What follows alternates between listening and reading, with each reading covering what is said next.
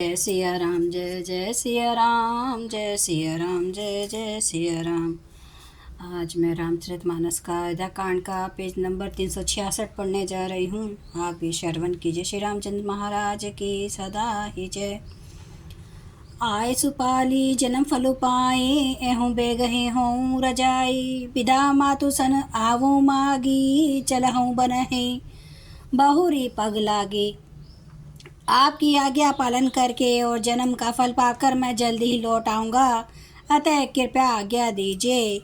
माता से विदा मांग आता हूँ, फिर आपके पैर लग कर प्रणाम करके वन को चलूँगा। अस कही राम गवनु तब कीना, भूप शोक बस उतरो न दीना। नगर व्यापी गई बात सुची, चुअत चढ़ी जनु सब तन बीछी। ऐसा कहकर तब श्री रामचंद्र जी वहाँ से चल दिए। राजा ने शौकवश कोई उत्तर नहीं दिया। वह बहुत ही तीखी अप्रिय बात नगर भर में इतनी जल्दी फैल गई, मानो डंक मारते ही बिच्छू का विष सारे शरीर में चढ़ गया हो। सुनी भय बिकल सकल नर नारी, बेली बिटप जिमी देखी दवारी। जो जह सुनई धुनई सिरु न सोई, बड़ विषादु नहीं धीरजु होई।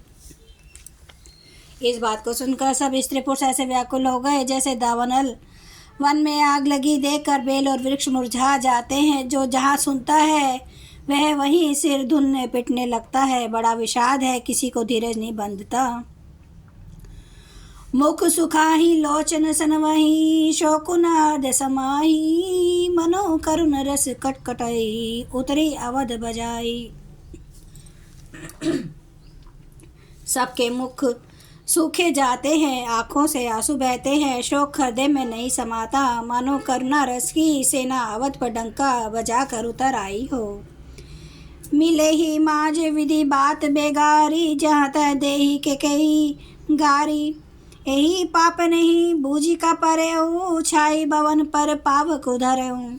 सब मेल मिल गए थे, सब संयोग ठीक हो गए थे। इतने में विधाता ने बात बिगाड़ दी। जहाँ तहाँ लोग के कई को गाली दे रहे हैं। इस पापिन को क्या सूझ पड़ा जो इसने छाए घर पर आग रख दी।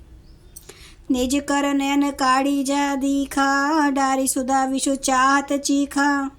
कुटिल कठोर कुबुद्धिया भागी, भाई रघुवंश बेनु बन आगी।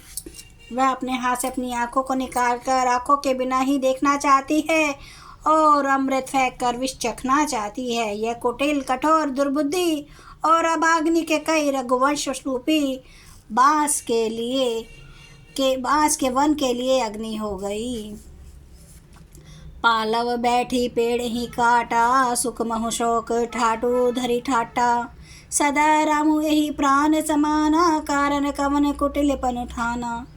पत्ते पर बैठकर इसने पेड़ को काट डाला, सुख में शोक का ठाट ठट कर रख दिया। श्री रामचंद्र जी इसे सदा प्राणों के समान प्रिय थे, फिर भी न जाने किस कारण इसने यह कुटिलता ठानी। सत्य कहीं कभी नारी स्वभाव, सब विधि अगो अगाध दुराऊं। निज प्रतिबिंबु बरकू गही जाई, जानी न जाई नारी गति भाई।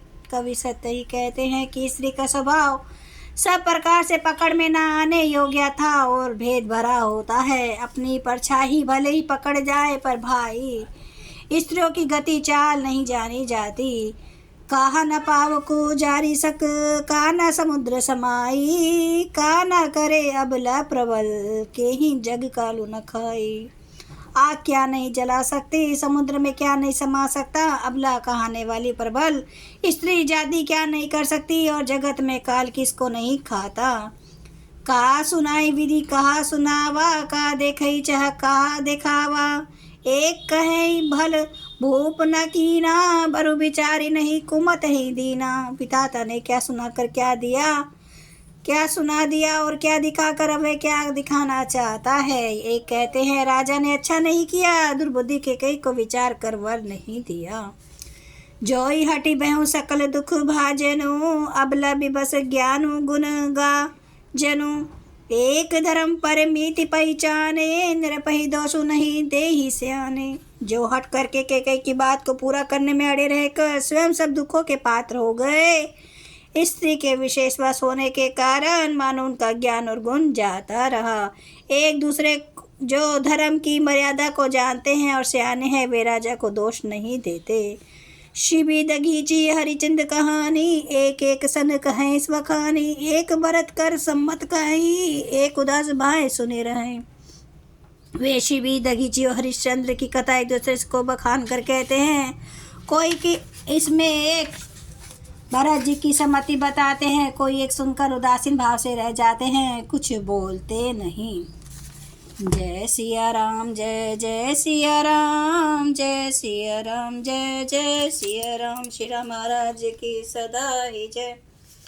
हरन भव भय दारुणम नव कंज लोचन, कंज मुख कर कंज पद कंजारुणम, कंदार्प गणित अमित छवि नवनील नीरद सुंदरम, पाटपीठ मानु तड़ित रुचि सुचि नौमि जनक सुतावरम, भजो दीन बंधु दिनेश दानव दैत्य वंश निकंदनम, रघुनंद आनंद कंद कौशल चंद्र दशरथ नंदनम, सिर मुकुट कुंडल तिलक चारु उदारे अंग विभूषणम, आजानुभुज सर चाप धर संग्राम जित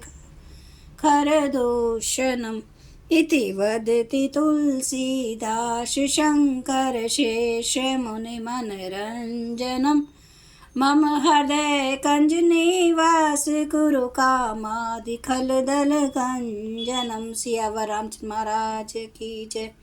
मेरे प्रभु राम की जय, मेरे बजरंग बली की जय। हर हर महादेव, हर हर महादेव, हर हर महादेव। जय श्री शंभु। क्षमा करना मेरे प्रभु श्री राम महाराज, आपकी सदा ही जय हो, आपकी सदा ही जय हो। आप सब सुनने वाले भक्तों का धन्यवाद।